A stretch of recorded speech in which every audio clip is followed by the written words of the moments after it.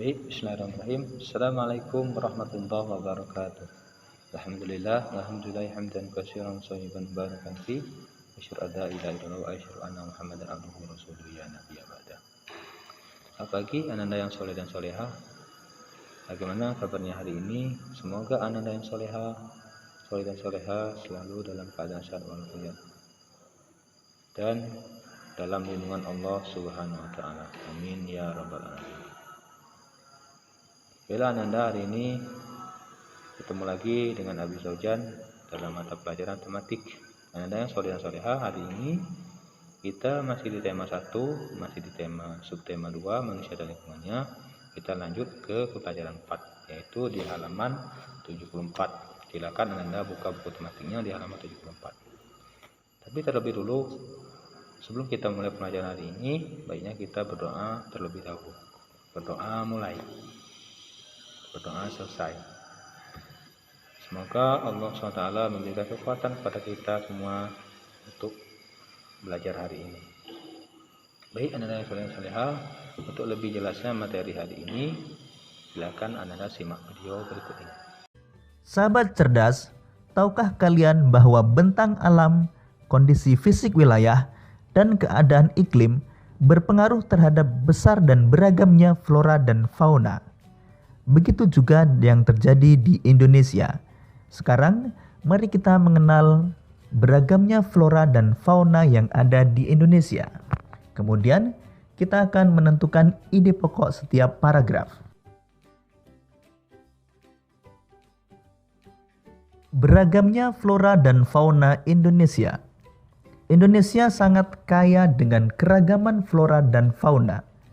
Keanekaragaman hayati Indonesia bahkan termasuk 3 besar dunia bersama dengan Brazil di Amerika Selatan dan Zaire di Afrika. Jumlah spesies tumbuhan di Indonesia mencapai 8.000 spesies yang sudah teridentifikasi dan jumlah spesies hewan mencapai 2.215, terdiri atas burung, reptil, mamalia, dan kupu-kupu. Kalimat utama pada paragraf pertama adalah kalimat pertama. Jadi ide pokok pada paragraf pertama dapat kita tuliskan, Indonesia sangat kaya dengan keragaman flora dan fauna.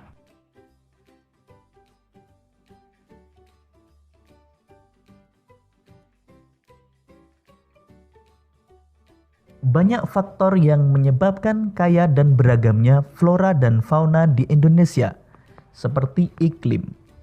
Iklim memiliki peranan penting bagi persebaran flora dan fauna di setiap daerah. Dalam iklim terdapat faktor kelembapan, suhu udara, dan angin. Kelembapan udara dan suhu udara sangat penting bagi pertumbuhan fisik tumbuhan. Sedangkan angin dapat mempengaruhi proses penyerbukan pada tumbuhan. Sebagai contoh, tumbuhan yang berada di iklim tropis akan tumbuh subur sepanjang tahun karena memiliki sinar matahari dan curah hujan yang cukup. Jika tumbuhan dapat hidup dengan baik di suatu daerah, maka akan memancing hewan-hewan untuk datang, karena tumbuhan merupakan bahan makanan yang penting bagi sebagian besar hewan.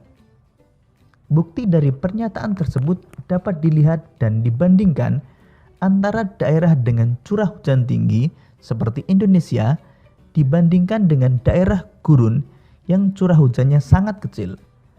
Keanekaragaman flora dan fauna di Indonesia jauh lebih banyak dibandingkan dengan keanekaragaman flora dan fauna daerah gurun. Kalimat utama pada paragraf kedua terdapat pada kalimat pertama. Jadi ide pokok paragraf kedua dapat kita tuliskan, faktor iklim yang menyebabkan kaya dan beragamnya flora dan fauna di Indonesia. Faktor penyebab kaya dan beragamnya flora dan fauna di Indonesia adalah tanah. Tingkat kesuburan tanah, suhu tanah, dan daya serap air berpengaruh pada baik tidaknya tumbuhan. Tentunya, pertumbuhan tanaman di daerah yang tingkat kesuburan tanah, suhu tanah dan daya serap airnya baik akan berbeda dengan daerah yang tingkat kesuburan tanah, suhu tanah, dan daya serap airnya kurang baik. Contoh perbedaan yang dikarenakan karakteristik kondisi tanah ini dapat dilihat dan dibandingkan antara hutan di Kalimantan yang subur dengan hutan di Nusa Tenggara. Kalimat utama pada paragraf ketiga adalah kalimat pertama, sehingga ide pokok dapat kita tuliskan faktor penyebab kaya dan beragamnya flora dan fauna di Indonesia adalah tanah.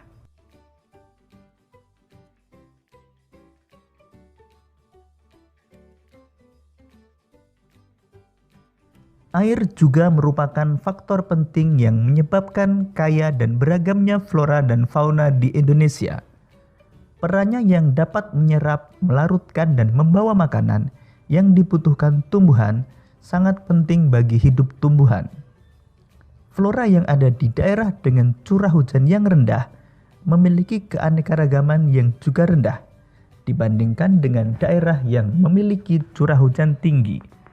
Kalimat utama pada paragraf tersebut adalah kalimat pertama.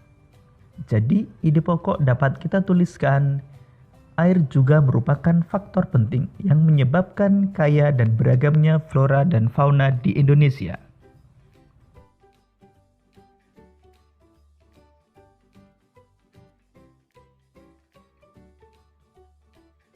Selain iklim, tanah, dan air yang merupakan faktor abiotik, ada juga faktor biotik yang mempengaruhi kaya dan beragamnya flora dan fauna di Indonesia, yakni manusia. Manusia dengan ilmu dan pengetahuan serta teknologi yang dimilikinya dapat mengembangkan varietas atau jenis-jenis flora dan fauna baru. Begitu juga dengan tingkat mobilitasnya atau pergerakan, manusia bisa membawa dan menyebarkan flora dan fauna dari daerah satu dengan yang lain. Kalimat utama pada paragraf kelima terdapat pada kalimat pertama. Jadi ide pokok pada paragraf kelima dapat kita tuliskan faktor biotik yang mempengaruhi kaya dan beragamnya flora dan fauna di Indonesia, yakni manusia.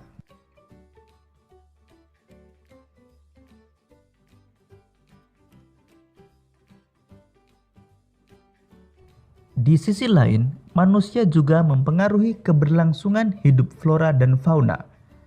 Pembangunan rumah, pembukaan lahan, penebangan besar-besaran, perburuan liar, serta pencemaran lingkungan adalah contoh perilaku dan sikap manusia yang bisa mengancam keberadaan dan keberlangsungan hidup flora dan fauna. Kalimat utama pada paragraf ke-6 terdapat pada kalimat pertama. Jadi ide pokok paragraf ke-6 dapat kita tuliskan, manusia mempengaruhi keberlangsungan hidup flora dan fauna di Indonesia.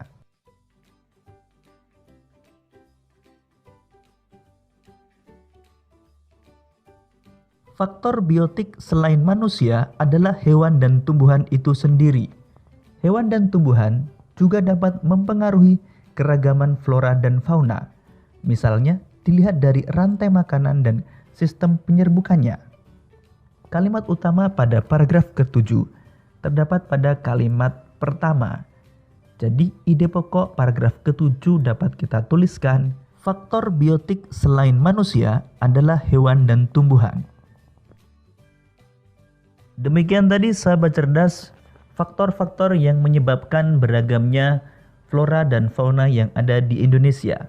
Selanjutnya kita akan belajar untuk mengenal persebaran flora dan fauna di Indonesia.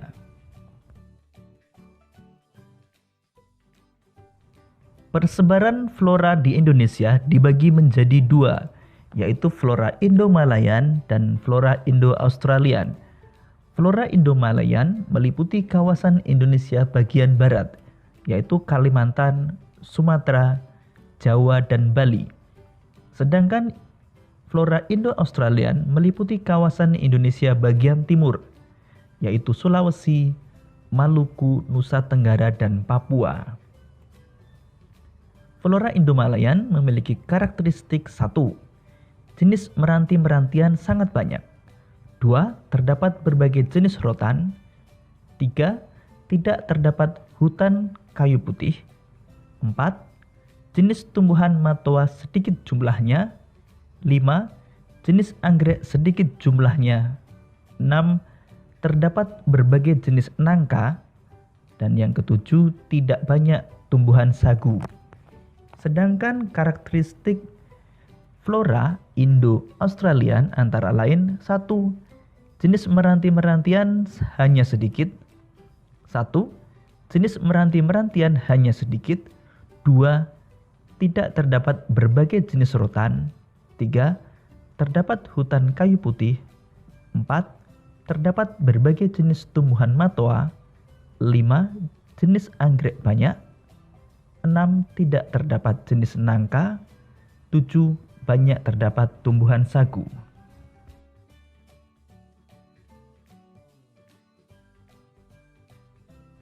Persebaran fauna di Indonesia. Perhatikan peta persebaran fauna berikut ini. Menurut coraknya, fauna Indonesia dikelompokkan menjadi 3, yaitu fauna bagian barat, fauna bagian tengah, dan fauna bagian timur.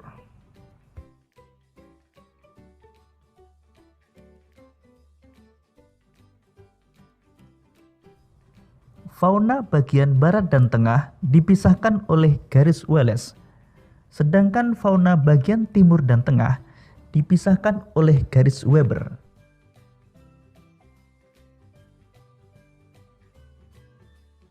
Fauna Indonesia bagian barat atau tipe Asiatis mencakup wilayah Jawa, Sumatera, Bali, dan Kalimantan.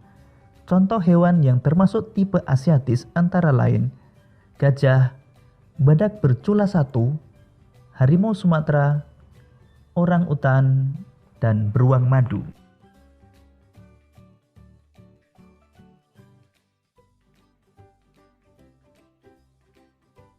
Fauna Indonesia bagian tengah atau tipe peralihan mencakup wilayah Sulawesi, Timor, Maluku, dan Nusa Tenggara, serta sejumlah pulau-pulau kecil di sekitarnya.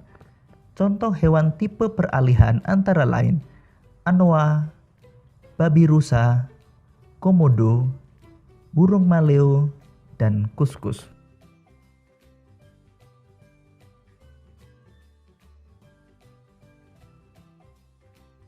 Fauna Indonesia bagian timur atau tipe Australis mencakup wilayah Halmahera, Papua, dan Kepulauan Aru. Contoh hewan tipe Australis antara lain burung cendrawasih, burung nuri, walabi, burung kasuari, dan kanguru pohon. Demikian sahabat cerdas keragaman flora dan fauna yang ada di Indonesia. Kita sebagai bangsa Indonesia wajib untuk melestarikan keberadaan flora dan fauna tersebut. Tindakan seperti pembakaran hutan, penebangan liar, dan perburuan liar dapat mengancam keberadaan flora dan fauna dan dapat menyebabkan punahnya jenis flora dan fauna tertentu. Tindakan tersebut tidak sesuai dengan sila-sila Pancasila. Oleh karena itu, kita harus mengembangkan sikap dan perilaku yang baik yang sesuai dengan nilai-nilai luhur Pancasila. Sekarang mari kita mengenal penerapan nilai-nilai sila Pancasila. Pengamalan sila-sila Pancasila. Sekarang mari kita pasangkan antara sila-sila Pancasila dengan pengamalannya. Sila pertama, mempersilahkan teman untuk melaksanakan peribadahan. Sila kedua, menjenguk teman yang sakit. Sila ketiga, belajar kesenian dari daerah lain. Sila keempat, menggunakan hak pilih dalam pemilu. Dan sila kelima, mengadili pelanggar hukum sesuai dengan undang-undang.